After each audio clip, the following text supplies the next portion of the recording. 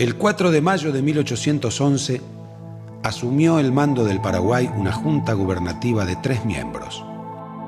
El nuevo gobierno comunicó a Buenos Aires que no acataría su autoridad y solicitó amplia libertad de comercio.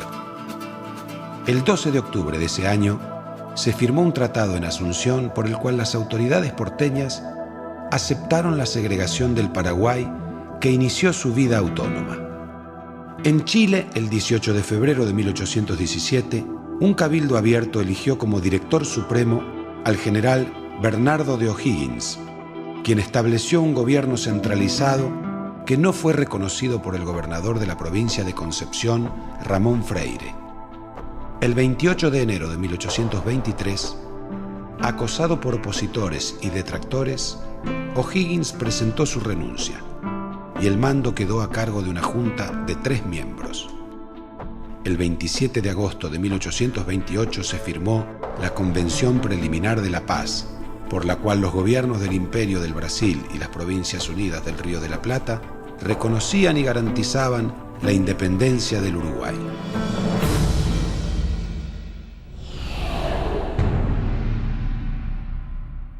En el informe acabamos de escuchar algunas de las manifestaciones de esta disgregación de la cual hablé hace un rato, promovida por agentes externos, ¿no es cierto? Pero también hubo aspectos integradores. Por ejemplo, voy a hablar de algo que los argentinos conocimos poco y que tiene que ver con la acción de nuestros corsarios, especialmente Hipólito Bouchard, un francés mercenario que luego se hizo carne de la experiencia patriota. Lo mismo fue con Guillermo Brown, ¿no es cierto?, un irlandés que se transformó luego en un verdadero apasionado y convencido revolucionario en el Plata. Hipólito Bouchard llegó a Buenos Aires cuando se producía la segunda invasión británica. Inclusive participó como soldado a pie, como oficial a pie en el combate de San Lorenzo, a las órdenes de San Martín. Pero luego fue autorizado a trabajar desde su verdadera profesión, que era la de marino, y entonces fue un corsario al servicio del gobierno de Buenos Aires.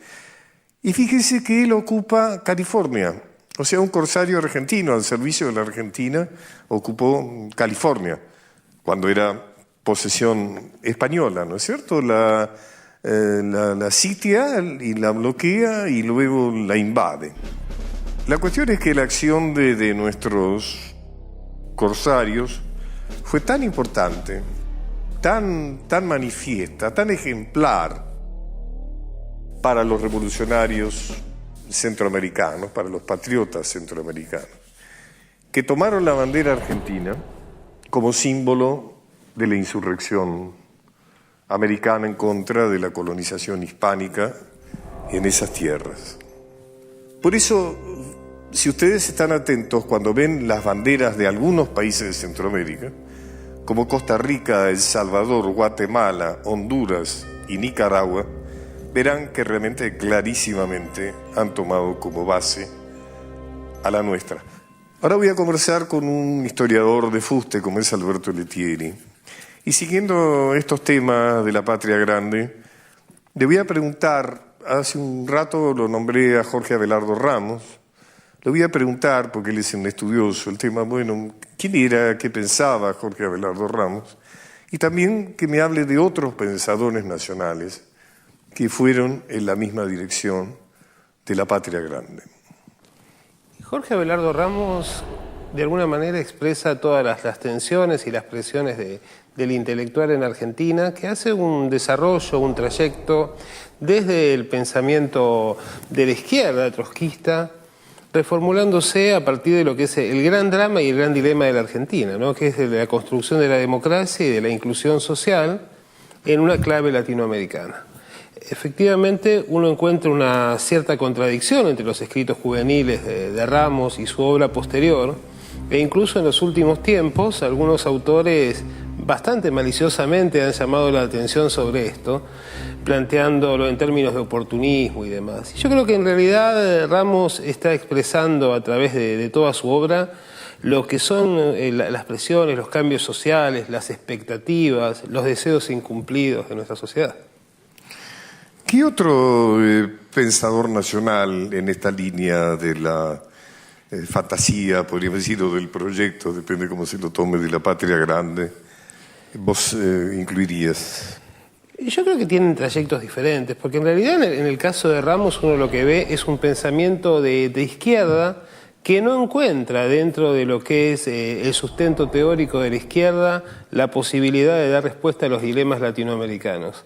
En este sentido yo lo veo como un autor bastante excepcional, bastante particular. Se acerca mucho al peronismo, ¿no es cierto? Se acerca mucho al peronismo, creo, porque el punto básico es que él se da cuenta de que el pensamiento de izquierda desemboca a través de un proceso lógico e histórico necesariamente en un tipo de revolución que no puede darse en la Argentina, porque en Argentina la estructura social, la composición de las fuerzas productivas, incluso a nivel étnico o a nivel cultural encontramos diferencias enormes. ¿Dónde está el pensamiento de patria grande en este esquema que vos estás diciendo?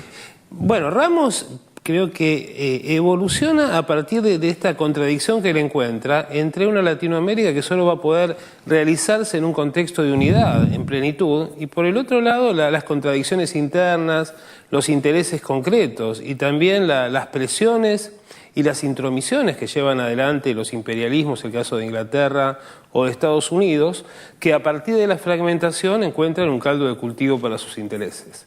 En este sentido, por ejemplo, podemos encontrar una relación desde una línea de pensamiento divergente muy claramente con Scalabrini Ortiz, en el sentido de el análisis que hace Ramos respecto de la actitud de Canning, que digamos es de alguna manera... John Canning, ¿no es cierto? Primer ministro inglés. El primer ministro inglés, en el contexto de las independencias, que plantea, bueno, efectivamente la independencia de los espacios latinoamericanos va a ser la clave de la fractura y la dependencia respecto de Inglaterra. Inglaterra, desde la perspectiva de Canning, tendría que obrar muy mal como para no hacerse cargo del control de estos espacios. Y efectivamente es lo que encontramos después, de alguna manera concretado en la obra de Scalabrini Ortiz, a través de cómo los trenes, por ejemplo, las inversiones extranjeras, significaron o ocuparon el papel de los ejércitos en lo que fue los procesos de conquistas en otras sociedades. También vemos este sueño de la patria grande. Para eso había que conquistar a ciertas dirigencias asociadas, ¿no?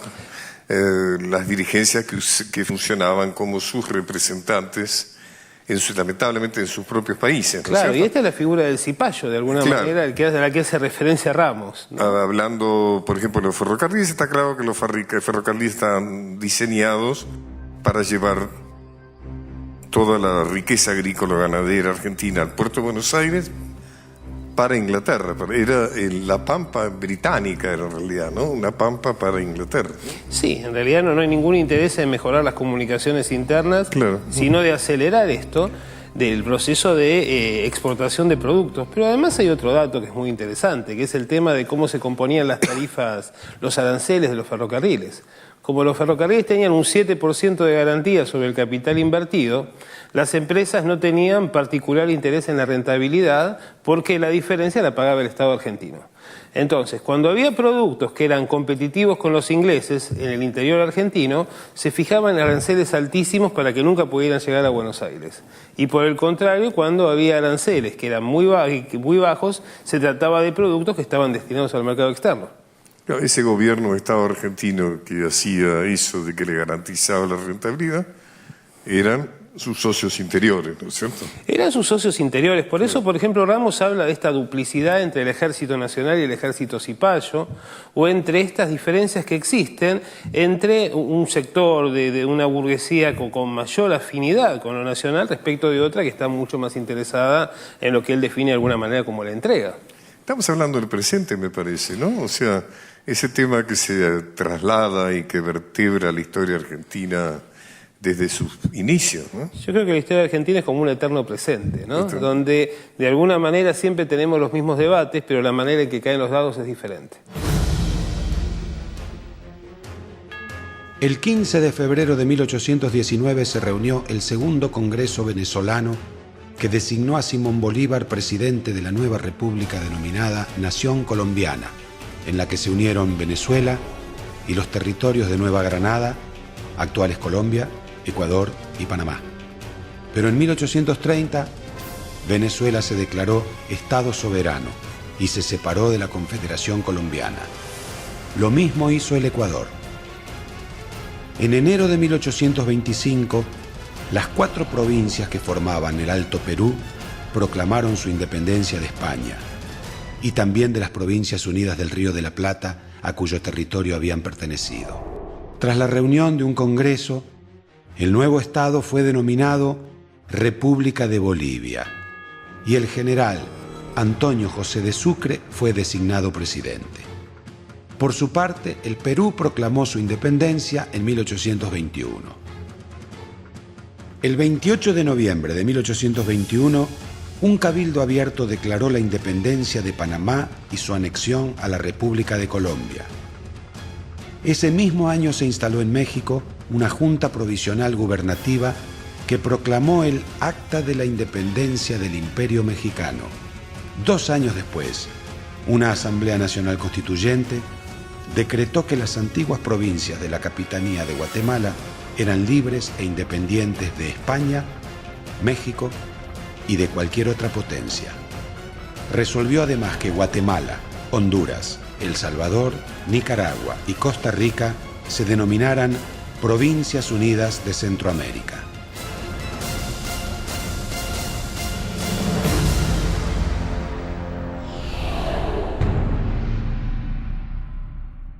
En este proceso de descuartizamiento, quizás esa es la palabra más adecuada, de nuestro territorio a favor de las intenciones del nuevo amo, Gran Bretaña, que viene a repasar España por mecanismos distintos, no tanto la ocupación territorial, como la había intentado en 1806 y 1807, sino a través de la ocupación de los resortes íntimos, digamos, de una nación como es su economía, sus finanzas, con la complicidad de sus socios interiores, ¿no es cierto?, como ya lo hemos dicho.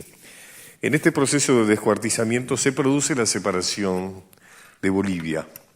Y vamos a detenernos un poco en esto porque de alguna manera abre, digamos, la explicación de otras circunstancias similares o relacionadas con esto.